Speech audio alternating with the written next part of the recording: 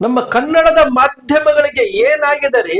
ಜನ ಚೀಮಾರಿ ಆಗ್ತಾ ಇದ್ದಾರೆ. ನಿಮ್ಗೆ ಸ್ಯಾಟಲೈಟ್ ಚಾನೆಲ್ಗಳೇ ನಿಮ್ಗೆ ಚೀಮಾರಿ ಆಗ್ತಾ ಇದ್ದಾರೆ. ಇನ್ನೂ ನಿಮ್ಗೆ ಎಚ್ಚೆತ್ಕೊಳ್ಬೇಕು ಅಂತ ಅನ್ನಿಸ್ತಾ ಇಲ್ವಾ? ಇನ್ನೂ ನಿಮ್ಗೆ ಬುದ್ಧಿ ಬರ್ತಾ ಇಲ್ವಾ?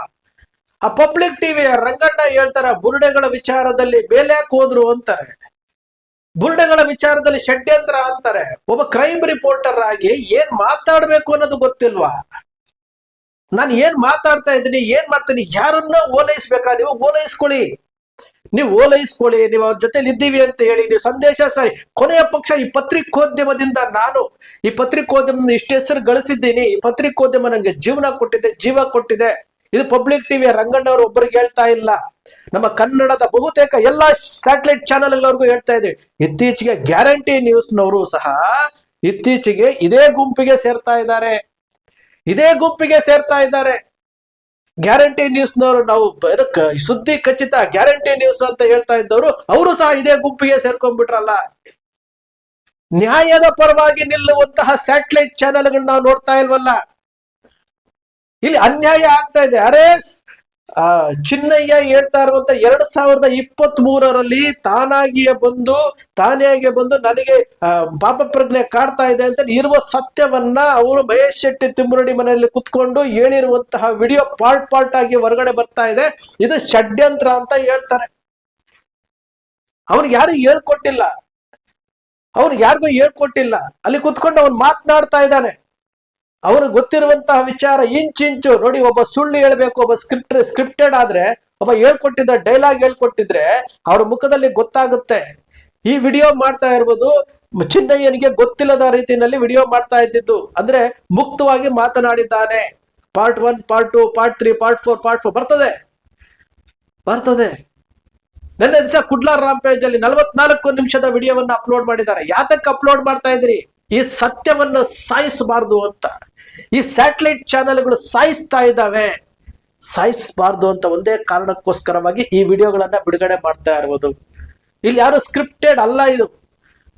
ಇಲ್ಲಿ ಚಿನ್ನಯ್ಯ ಮಾತನಾಡಿರುವಂತದ್ದು, ಇಂಗ್ಲಿಷ್ ಚಾನೆಲ್ ಅಲ್ಲಿ ಮಾತಾಡಿರುವಂತದ್ದು, ಹಿಂದೆ ಕುಡ್ಲಾರ್ ರಾಂಪೇಜ್ ಅಲ್ಲಿ ಮಾತಾಡಿರೋದು, ಡಿಟಾಕ್ ಅಲ್ಲಿ ಮಾತಾಡಿರುವಂತದ್ದು, ನೆನ್ನೆ 44 ನಿಮಿಷ ಮಾತಾಡಿರುವಂತದ್ದು, ಮಹೇಶ್ ಶೆಟ್ಟಿ ತಿಮ್ಮರೋಡಿ ಮನೆಯಲ್ಲಿ ಮಾತಾಡಿರುವುದು, ಎಲ್ಲದರಲ್ಲೂ ಸಹ ಒಂದೇ ವಿಚಾರಗಳನ್ನೇ ಮಾತನಾಡಿದ್ದಾನೆ. ಸತ್ಯವನ್ನ ಹೇಳ್ತಾ ಇದ್ದಾನೆ. ತಳ್ಳೋ ಗಾಡಿನಲ್ಲಿ ಹೆಣಗಳು ತಗೊಂಡೋಗಿದ್ದೀನಿ ಅಂತ ಹೇಳಿದ್ದಾನೆ. ಏನೆಲ್ಲ ಹೇಳಿದ್ದಾನೆ. ಅವನೊಬ್ಬ ಕಾಮಿಷ್ಟ ಉದಯ್ ಜೈನ್ ಬಗ್ಗೆ ಮಾತಾಡಿದ್ದಾನೆ.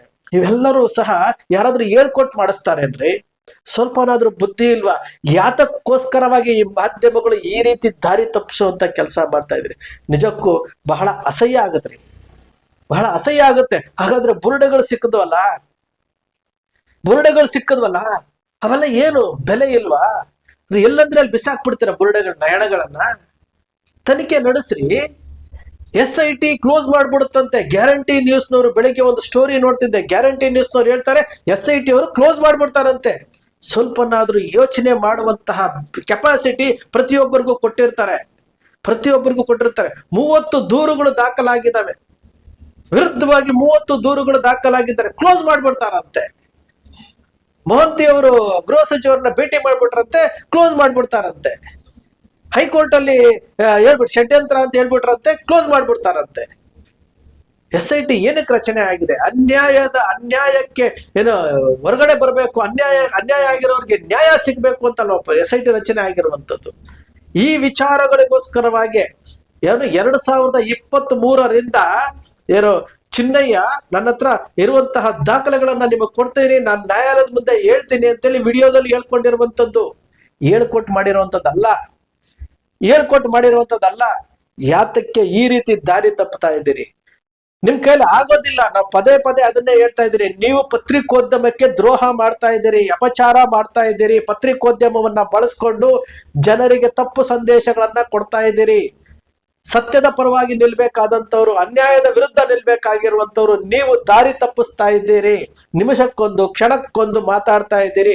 ಇದಕ್ಕಿಂತ ಸತ್ಯ ಬೇಕೇನ್ರಿ? ಇದಕ್ಕಿಂತ ಸಾಕ್ಷಿ ಬೇಕೇನ್ರಿ? ಇದಕ್ಕಿಂತನೂ ನಿಮ್ಗೆ ಇನ್ಯಾವ ಸಾಕ್ಷಿಗಳು ಬೇಕು? ಯಾರನ್ನ ರಕ್ಷಣೆ ಮಾಡ್ಲಿಕ್ಕೆ ಹೋಗ್ತಾ ಇದ್ದೀರಿ? ಈಗಲೇ ಇಷ್ಟು ಅಂತಂದ್ರೆ ಹಿಂದೆ ಏನೇನ್ ಮಾಡಿರ್ತೀರಿ? ಸತ್ಯ ಹೊರಗಡೆ ಬರ್ತಾ ಇದೆಯಲ್ಲ, ಕರೆಕ್ಟ್. ಮುಚ್ಚು ಹಾಕುವಂತಹ ಕೆಲಸ, ಚಿನ್ನಯ್ಯನ ದಾರಿ ತಪ್ಪಿಸುವಂತಹ ಕೆಲಸ, ಚಿನ್ನಯ್ಯನ ಎದುರಿಸಿ ಉಲ್ಟಾ ಸ್ಟೇಟ್ಮೆಂಟ್ ಕೊಡುವಂತಹ ಕೆಲಸ ಆದಾಗ ಈ ಹೋರಾಟಗಾರರು ಏನ್ ಮಾಡಿದ್ರು, ಸತ್ಯ ಮುಚ್ಚೋಗ್ಬಾರ್ದು ಅನ್ನೋ ಕಾರಣಕ್ಕೋಸ್ಕರವಾಗಿ ಪಬ್ಲಿಕ್ ಆಗಿ ವಿಡಿಯೋಗಳನ್ನ ಬಿಡ್ತಾ ಇರೋವಂಥದ್ದು, ಜನರಿಗೆ ಗೊತ್ತಾಗ್ಬೇಕು ಅಂತೇಳಿ. ಅನ್ಯಾಯಗಳು ಇಷ್ಟು ನಡೀತಾ ಇದೆ, ಇಷ್ಟು ಸತ್ಯವನ್ನ ಸಾಯಿಸ್ತಾ ಇದ್ದಾರೆ ಅನ್ನೋ ವಿಚಾರವಾಗಿ ಇಲ್ಲಿ ಈ ರಿಪಬ್ಲಿಕ್ ಕನ್ನಡ ಇರ್ಬೋದು, ಸುವರ್ಣ ವಾಹಿನಿ ಇರ್ಬೋದು, ಪಬ್ಲಿಕ್ ಟಿವಿ ಇರ್ಬೋದು, TV9 ಇರ್ಬೋದು, ಇವಾಗ ಗ್ಯಾರಂಟಿ ನ್ಯೂಸ್ ಒಂದು ಸೇರ್ಕೊಂಡ್ಬಿಟ್ಟಿದೆ. ನೀವೆಲ್ಲ ಮಾಡ್ತಾ ಇರೋದು ಏನ್ ಮಾಡ್ತಾ ಇದ್ದೀರಿ ನೀವು? ನಿಮ್ಗೆ ಸ್ಯಾಟಲೈಟ್ ಚಾನೆಲ್ಗಳ ಸ್ಥಾನಮಾನ ಕೊಟ್ಟಿರುವಂತದ್ದು, ಈ ಸಂವಿಧಾನವನ್ನ ಉಳಿಸಿ ಅಂತ ಕೊಟ್ಟಿರುವಂತದ್ದು, ಪ್ರಜಾಪ್ರಭುತ್ವದಲ್ಲಿ ನೀವು ಧ್ವನಿಯಾಗಿ ಅಂತ ಕೊಟ್ಟಿರುವಂತದ್ದು. ನೀವು ಯಾರನ್ನೇ ಉಳಿಸೋದಕ್ಕೆ ಹೋಗ್ಬೇಡಿ ಸ್ವಾಮಿ, ನೀವು ಯಾರನ್ನ ಉಳಿಸೋದಕ್ಕೆ ಹೋಗ್ಬೇಡಿ. ನಿಮಗೆ ಹಕ್ಕು ಕೊಟ್ಟಿರುವುದು, ನಿಮ್ಗೆ ಹೆಸರು ಕೊಟ್ಟಿರುವುದು ಪತ್ರಿಕೋದ್ಯಮ. ಪತ್ರಿಕೋದ್ಯಮಕ್ಕೆ ಅನ್ಯಾಯ ಮಾಡಕ್ ಹೋಗ್ಬೇಡಿ. ಚಿನ್ನಯ್ಯನಿಗೆ ಯಾರು ಹೇಳ್ಕೊಟ್ಟು ಬಂದಿಲ್ಲ. 2023ರಿಂದ ಇದನ್ನೇ ಹೇಳ್ತಾ ಇದ್ದಿದ್ದು. ಸಾಕ್ಷಿಗಳಿದಾವೆ ಅಂತ ಇದನ್ನೇ ಹೇಳ್ತಾ ಇದ್ದಿದ್ದು. ಸತ್ಯ ಹೊರಗಡೆ ಬರಬೇಕು. ಹೈಕೋರ್ಟ್ ಮುಂದೆ ಹೋಗಿದ್ದಾರೆ, ವಿಠಲ್ ಹೋಗಿದ್ದಾರೆ, ಅವರು ಜಡ್ಜ್ ಮುಂದೆ ಮಾತನಾಡ್ತಾ ಇದ್ದಾರೆ, ಹೊರಗಡೆ ಬರ್ಬೇಕಲ್ಲ. ಹಾಗೇಲಿ ಈಗ ಚಿನ್ನಯ್ಯ ಹೇಳ್ತಾ ಇದ್ದಾನಲ್ಲ, ಇಲ್ಲಾಗ್ದಿದ್ದೀನಿ ಅಲ್ಲಾಗ್ದಿದ್ದೀನಿ ಅಂತ ಹಾಗೇರಿ ಯಾಕೆ ಸ್ಟೇಟ್ಮೆಂಟ್ ಉಲ್ಟಾ ಮಾಡ್ತಾ ಇದ್ದೀನಿ ಅಂತ ಕೇಳ್ರಿ. ಯಾತಕ್ ಮಾತಾಡ್ತಾ ಇಲ್ಲ? ಇಡೀ ಪ್ರಕರಣವನ್ನ ಅವತ್ತು ಸೌಜನ್ಯಗೆ ಆಗಿರುವಂತಹ ಅತ್ಯಾಚಾರ ಮತ್ತು ಬರ್ಬರ ಹತ್ಯೆ ಇದೆಯಲ್ಲ, ಅದಕ್ಕೆ ಅವ್ರು ಮಾಡಿರೋದಕ್ಕಿಂತಲೂ ಭೀಕರವಾಗಿ ಇವತ್ತು ಮಾಧ್ಯಮಗಳು ನಡ್ಕೊಳ್ತಾ ಇದ್ದಾವೆ. ಆ ಹೆಣ್ಣು ಮಗಳ ನ್ಯಾಯಕ್ಕೋಸ್ಕರ 13 ವರ್ಷದಿಂದ ಹೋರಾಟ ಮಾಡ್ತಾ ಇದ್ದೀವಿ. ಆ 13 ವರ್ಷದಿಂದ ಹೋರಾಟ ಮಾಡ್ತಾ ಇದ್ವಿ. ಬಾಯಿ ತೆಗೆದೇ ಇರುವಂತವ್ರು ಆ ಹೋರಾಟದಿಂದ ಬಹಳಷ್ಟು ವಿಚಾರಗಳು ಹೊರಗಡೆ ಬರ್ತಾ ಇದ್ದಾವೆ. ಆನೆ ಮಾಹುತನ ವಿಚಾರದಲ್ಲಿ ಚಿನ್ನಯ್ಯ ಹೇಳಿರುವಂತದ್ದು ಏನು? ರಾಜೇಂದ್ರ ರೈ ಯಾರ್ರಿ? ರಾಜೇಂದ್ರ ರೈ 50 ವರ್ಷದ ವೃದ್ಧೆಯ ಮೇಲೆ ಅತ್ಯಾಚಾರ ಮಾಡಿದಾನೆ ಅಂತೇಳಿ ಚಿನ್ನಯ್ಯ ಹೇಳ್ತಾ ಇದ್ದಾನೆ. ಇನ್ನೂ ನೀವು ಬಾಯಿಗೆ ಬೀಗ ಹಾಕೊಂಡು ಕೂತಿದ್ದೀರಿ ಅಂತಂದ್ರೆ, ವೃದ್ಧೆಯ ಮೇಲೆ ಅತ್ಯಾಚಾರ ಮಾಡಿರೋದು ರಾಜೇಂದ್ರ ರೈನ ಅರೆಸ್ಟ್ ಮಾಡ್ಬೇಕಲ್ಲ, ರಾಜೇಂದ್ರ ರೈನ್ಗೆ ವಿಚಾರಣೆ ಮಾಡ್ಬೇಕಲ್ಲ, ಇದನ್ನ ನೀವು ಏನೋ ಒತ್ತಾಯ ಮಾಡ್ಬೇಕಲ್ಲ ಮೀಡಿಯಾಗಳು. ಹಾಗಾದ್ರೆ ಚಿನ್ನಯ್ಯ ಹೇಳಿರೋದ್ರಲ್ಲಿ ಯಾವುದೂ ಸತ್ಯ ಇಲ್ವಾ? ಅವ್ರು ಹೇಳ್ತಾ ಇದ್ದಾನಲ್ಲ, ಇದಕ್ಕಿಂತ ಸತ್ಯ ಬೇಕೇನ್ರಿ ನಿಮ್ಗೆ? ಇದಕ್ಕಿಂತ ಸತ್ಯ ಬೇಕಾ? ಇದಕ್ಕಿಂತ ಸಾಕ್ಷಿ ಬೇಕಾ? ಇದಕ್ಕಿಂತ ವಿಚಾರಗಳು ಬೇಕಾ ನಿಮ್ಗೆ? ಏನೇನ್ ಡ್ರಾಮಾ ಮಾಡ್ತಾ ಇದ್ದೀರಿ?